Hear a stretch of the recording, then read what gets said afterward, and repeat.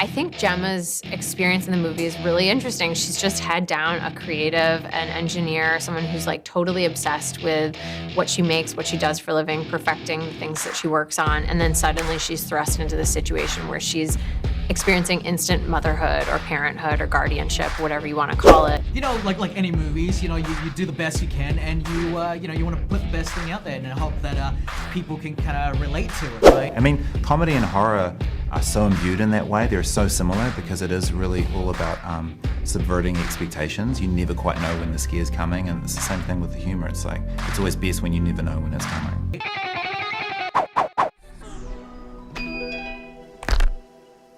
You should probably run. Unprovoked is all we will push you downhill. It's nice to have a friend. God, it's always a joy talking to you, first of all. Likewise.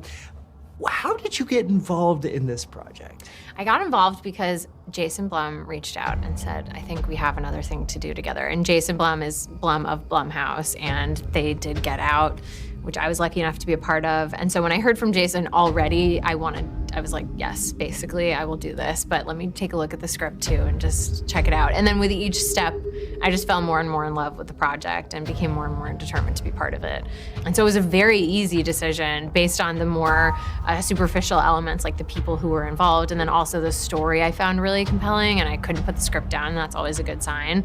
And then Gemma, I also just thought was a really interesting character, and so I felt compelled to bring her to the screen. Well, yeah, you don't see characters like she's dealing with something very serious, and but it deals with trauma in a weirdly fun way, which is rare. Did you kind of feel that? Did you have to go do that deep? I know you're into AI too, as well. Yeah, I think it's a very interesting topic for our time, something that everyone seems to be engaging with in one way or another, something I certainly think about a lot. Mm-hmm. I think Gemma's experience in the movie is really interesting. She's just head down a creative, an engineer, someone who's like totally obsessed with what she makes, what she does for a living, perfecting the things that she works on, and then suddenly she's thrust into this situation where she's experiencing instant motherhood or parenthood or guardianship, whatever you want to call it, and she's just at a loss. She's just gone through her own loss and then also just has no idea what to do in this situation. And so she outsources to the subject area that she trusts the most and that she understands the most. And I think that instinct to reach for what you know in a situation where you're being challenged is something we can all relate to. Maybe we're watching the movie and thinking, oh my God, Gemma, just give this girl a hug, but those are the things we need so that we're pulling for her to get to the place that we ultimately hope she gets to in her journey. One of the arcs of the movie that you're tracking is sort of how these three characters are interacting with each other, who they are to each other, and the ebbs and flows of that. Well, I liked also the fact with the script that there's a lot of humor here. Yes. It is a really funny film. Yes. Were you picking that up when you're like, oh my God? Well, what's interesting is like on the page, so Akila wrote a great script, and on the page, these moments are kind of like eerie and uncanny, but it's really hard to picture them until you have someone like Gerard who's explaining how it's gonna come to life, and then you're still like, okay, I can kind of picture what you're describing, but then when you're there on the day and you see it being filmed, like the dance is a perfect example, you're just like, okay, I totally get this. I totally get what you're doing. And then the last stage of it is seeing it in a full audience of people, which I'm about to do for the first time tonight. I'm so excited. Nice. Eat the toppings, Katie. Research shows if you force a child to eat vegetables, they'll be less likely to choose those foods as adults. Is that so? Yes, experts say. Megan, turn off. I thought we were having a conversation. Guys, I gotta tell you, I didn't know what to expect. We've seen the Killer Dolls movies. You're very familiar. Yeah. Why did you know this would work as well as it does? How did you know? How did you know? Well, I mean, like any movies, you do the best you can, and you want to put the best thing out there and hope that people can kind of relate to it, right? And I think, that the team that Jason and myself put together I think they did a terrific job. From Akila's fantastic script, so darkly humorous, and then we finding Gerard Johnstone to kind of like execute it is incredible. Jason and I, we're a big fan of Gerard's, and we're a big fan of his first movie, Housebound. Yeah. Love Housebound, and I love the way how he was able with that movie to sort of walk the fine line of being suspenseful and creepy, but yet have sort of moments of just really funny, goofy moments as well. And that's kind of what M3GAN needed, and Gerard was like the perfect person, the perfect director to bring this to life. What about for you, Jason? What was it that you knew that this is the right thing, this is the right connection?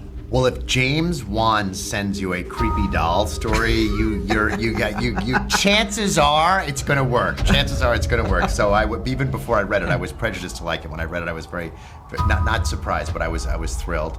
And I was also extremely excited about the notion of tackling AI today. Yeah. No one's talking now more, I mean, everyone's talking about AI in a whole different way, and there are great things that AI can do and terrible things that AI can do. Yeah. I feel like the movie really touches on both and gets onto a subject that is on the tip of people's tongue at the moment. So I thought that was also really fun for me as well. M3GAN, turn off. Recalibrating response model.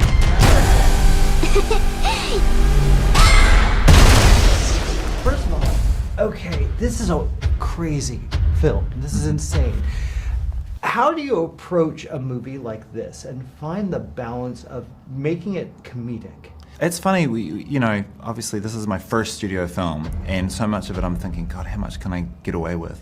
But the crazier it is, what's been surprising to me is the more everyone embraces that. The studio embraces that, the crazy. And so, I'm trying to make something, I'm just trying to make sure that people aren't bored.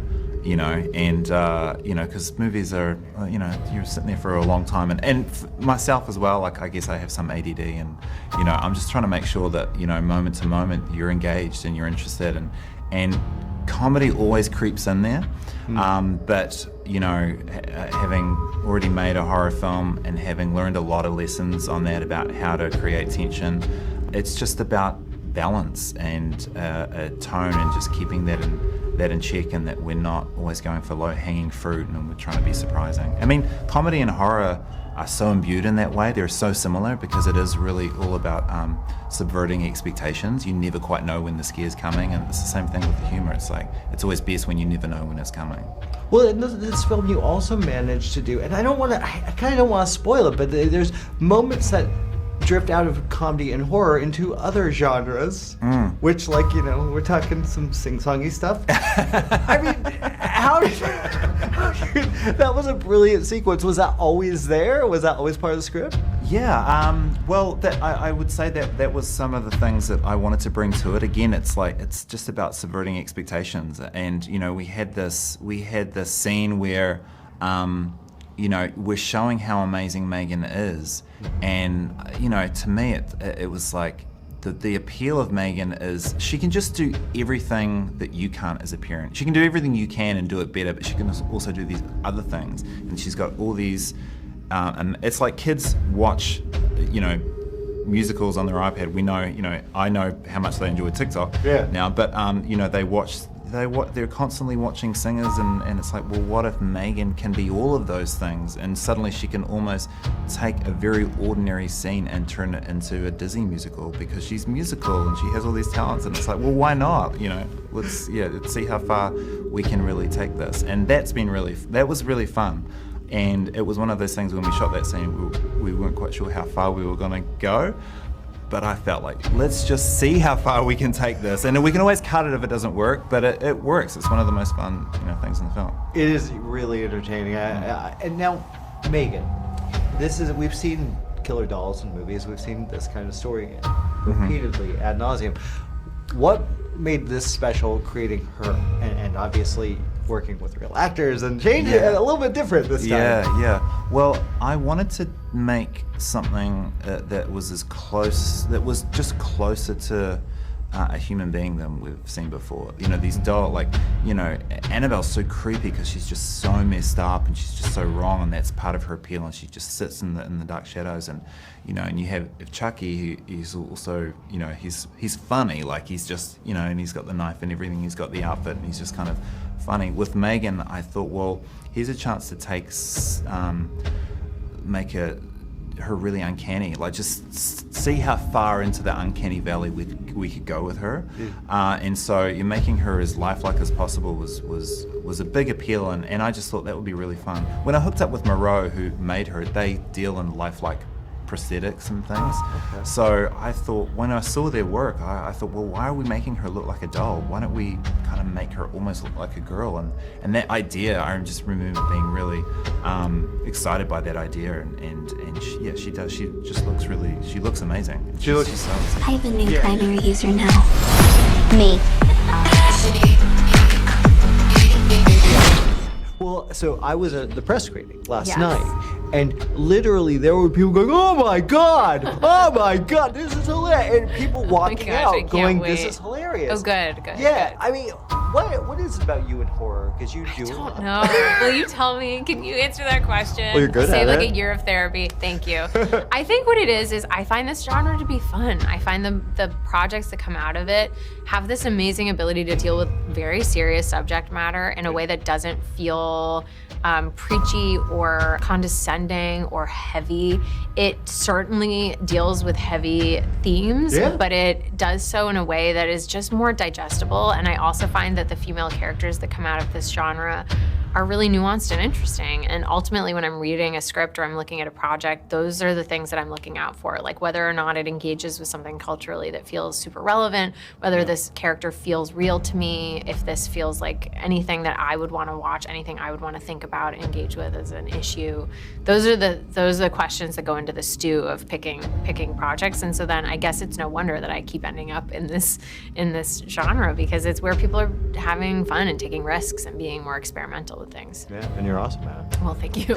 I was talking to Gerard about this, and he said you know a lot about AI and that you're interested and you're sending him articles. What did you discover on your journey? So much. First of all, it's a very humbling thing. I kind of approach things from like a liberal arts point of view of like, if I just study it enough, I'll understand it. This is not true. There is no amount of studying. There's a kind of way that your brain is wired, I think, that allows you to understand things like programming, like engineering, like AI, and I sadly do not have that part of my brain very sharply tuned. But I learned so much about the experience of being a woman in these workplaces, a woman in these environments, about being both in an open source kind of community where so much of tech is happening right now, where you want to share what you're learning with people, but then also understanding the great responsibility of making a breakthrough with some learning model and wanting to be careful about it. The people having the most sophisticated, engaged conversations about the ethics of AI are the people who are working in AI right now, I think. And so I think we could stand to learn a lot from them, because we really do all need to like think and talk about this stuff now, how we feel about it, because it's in our homes already, and we just need to decide how we feel about it with clear perspective. So I learned a ton. It was very humbling, the whole experience, honestly. These women are phenomenally smart and accomplished, and I hope in some small way we've done them justice. I think you have, because I think that even though this is kind of a wacky, kind of over-the-top horror film with all these crazy moments, there is a connection, and you have a really nice, even though you're kind of, hug her. But what was it like working with her? Oh my gosh, it was fascinating. I don't want to ruin the magic of how she, comes to be. It was a fascinating, challenging experience. If you spoke to Gerard, I'm sure he talked to you about what it was like to bring this being into the world, and it was a real challenge for like almost every department involved in making the movie. It was one of those things that required full teamwork and cooperation from everyone involved, and in that way it felt like a real triumph to have pulled it off. But it was tough and fascinating. I learned a lot. Well, it's kind of crazy that you can make a movie like this. It's just insane with musical numbers, my God. But you still tackle something that's true. What is our connect? We can walk into a room and talk to Alexa. That's bizarre. Right. That's bizarre. Yeah, your car can self-drive you these days, and it's only going to get better and better, right? Yeah. No, we are moving into a extremely technologically oriented world, and just with social media as well, and with where AI is moving now, and it's like every year things just get better, right? Technology just keeps getting better and better. It's only a matter of time that a M3GAN is a reality.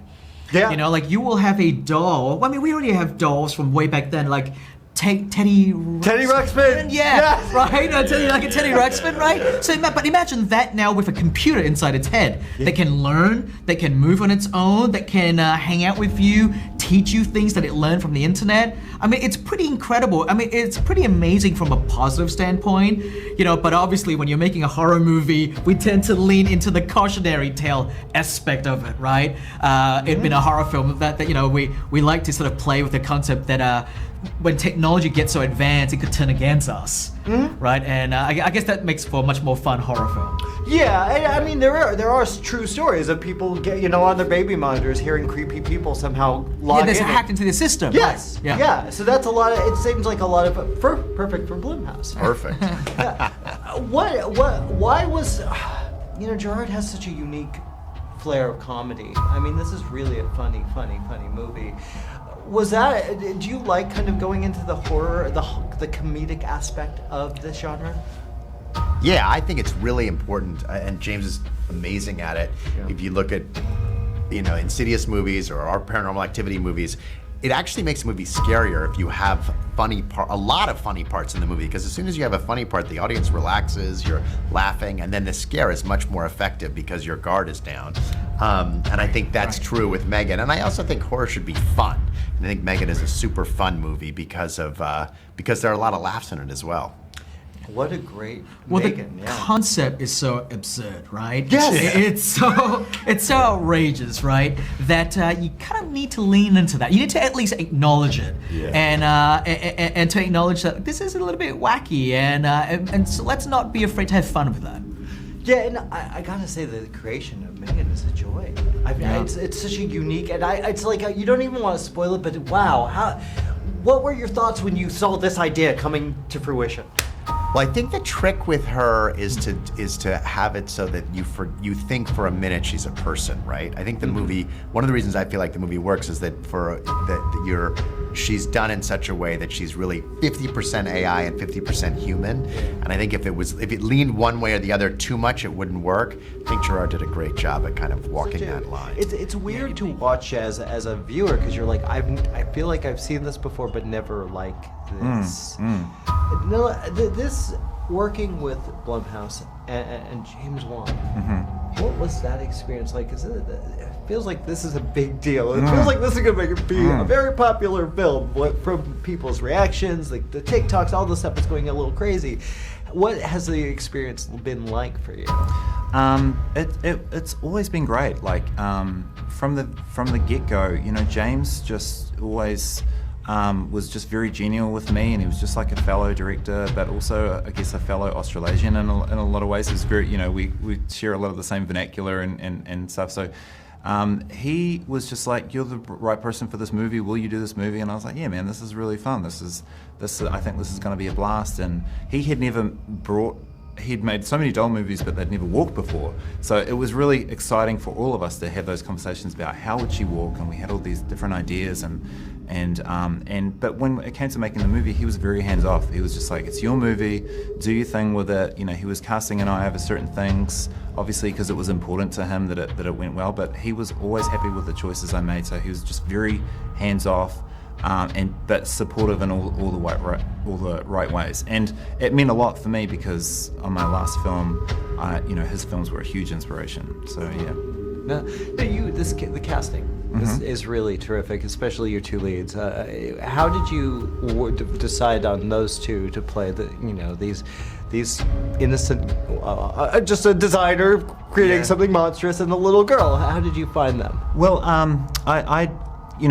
Allison was someone whose work I was only familiar with from Get Out. I hadn't got around to seeing Girls yet.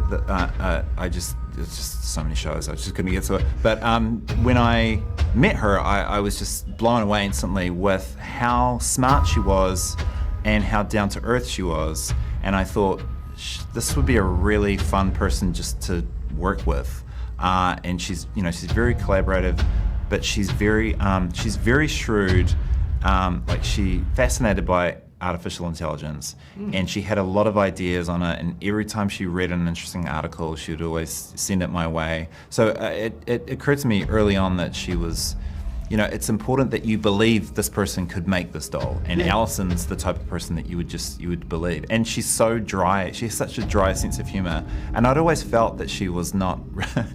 It's like I need someone who looks like they hate children. And she's actually the opposite in real life. She loves kids, but she just has such a kind of shrewd, acerbic kind of sense of humor that she's just perfect. And the little girl, she's amazing. She was incredible. I mean, I remember when she did her audition, it was this really sad scene and she was crying and blubbering and I was like, oh my God, she's gonna be so fragile. I'm gonna have to be really delicate with this girl. But when I met her, she's like, hey, what's up? So she's just amazing. She's just one of a kind. She was so impressive, she never fluffed a line. So it's so intimidating because, I have kids myself. And I don't know how she does it. Did M3GAN do something bad?